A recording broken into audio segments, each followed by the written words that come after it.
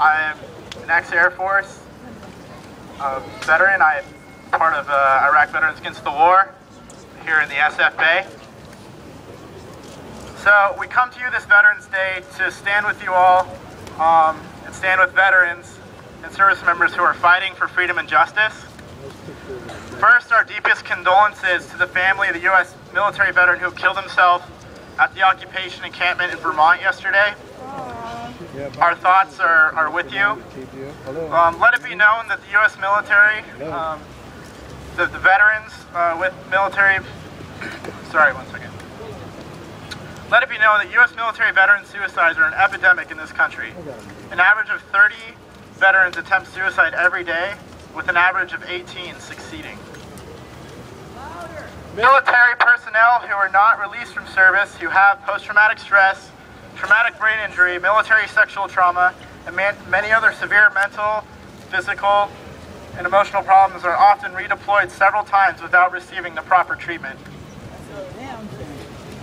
This makes these problems worse and leads to many more issues. Due to these circumstances, we are announcing the establishment of veterans tents that occupy Oakland and San Francisco, with hopefully more locations to come. These tents will serve as a safe space for veterans to come in from the cold and the rain, and to be provided with a supportive community and resources to help them with their problems. Veterans, thank you.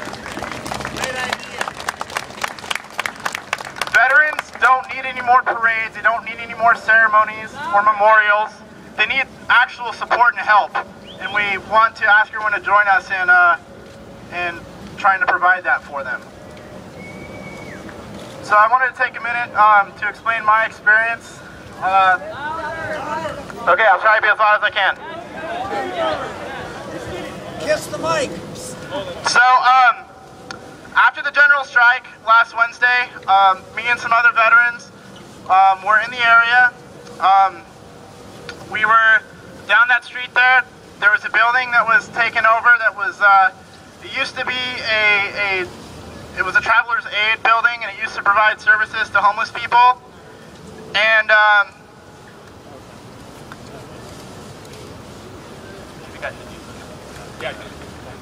this will be better. Sorry about this. Okay. Hold the mic separate, brother. Really hold it for him, man. No, that's good. You're doing good.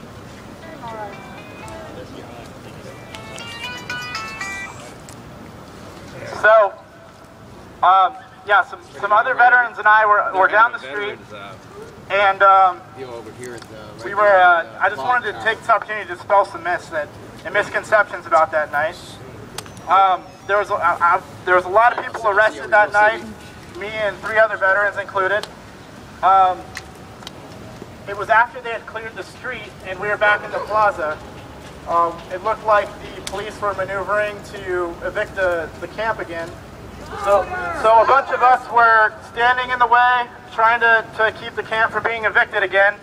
And we were in the plaza, we were right over there by the flower shop, and the police came down this alley and entrapped a bunch of us, and basically said that we were the ones who were rioting and vandalizing, which is total falsehood, basically.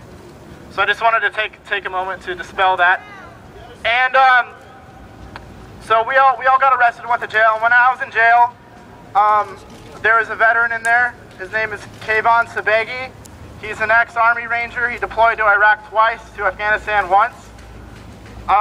He began showing us his bruises that were inflicted by police batons. Over the course of the day, his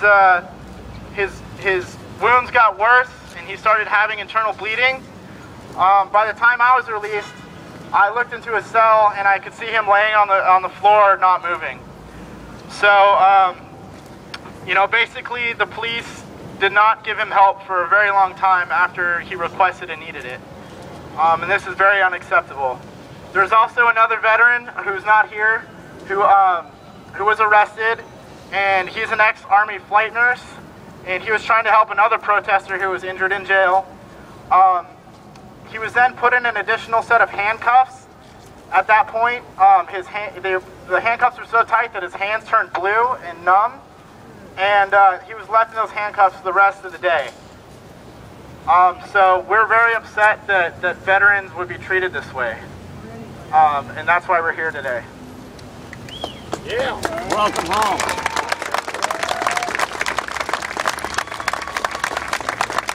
So I'm going to say one last bit and then let some other people speak. We would also like to extend our deepest condolences to the family of the man who was shot here yesterday. Our thoughts are with you and our support is here for you. While we are all mourning as a result of this tragedy, Mayor Kwan has used it as an opportunity to slander and call for the second eviction of Occupy Oakland. This is also unacceptable. What happened here yesterday could have happened anywhere in Oakland. Violent crime is a result of conditions created by a socioeconomic system we're all here trying to change.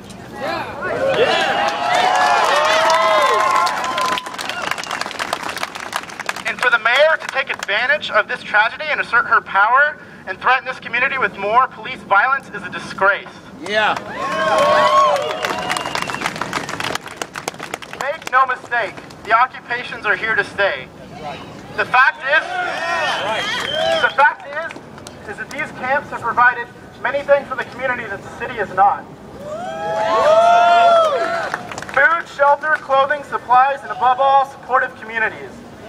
If there are any quarrels with the encampments, let them be resolved with open communication, peacefully, and with concrete solutions that do not include further police action and violence. Right. Thank you. Thank you. To the mayors and police of San Francisco and Oakland, do not try to evict the encampments. The world is with us, and any attempt to do so, the world will come down upon you. Long live the Oakland Commune.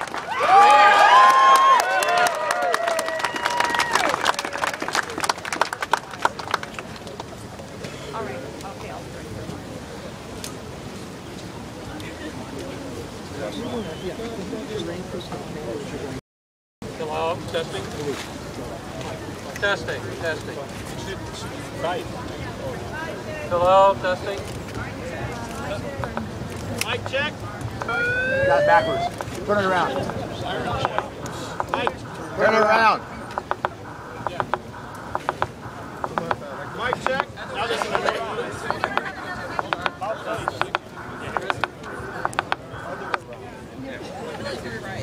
Now it works.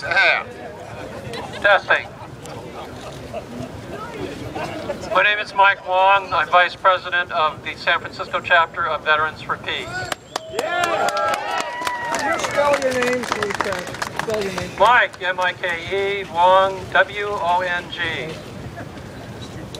4 American military veterans, including members of Iraq Veterans Against the War and Veterans for Peace, have been brutally attacked by police in Oakland during recent actions related to Occupy Oakland. In every case, the veteran involved posed no threat and was clearly engaged in peaceful, legal exercise of their free speech rights. In every case, the police attacked them with no provocation and with overwhelming force. In every case, the veteran did not use their considerable combat skills, but rather, in the highest traditions of nonviolence, took the attack full on without resistance. Thank you. Thank you. 3 of the 4 were injured very seriously, and 2 had life-threatening injuries. The police used potentially deadly force on 2 combat veterans engaged in peace actions. Today, 11-11-11. We in Veterans for Peace endorse this march by veterans and others from Occupy Oakland to the police station. We call for the police to obey their own procedures for crowd control and management, which clearly and expressly forbid such blatant and illegal use of force. We also call on Mayor Jean Kwan to relieve her police chief of duty and replace him with a chief who will enforce the appropriate rules of engagement and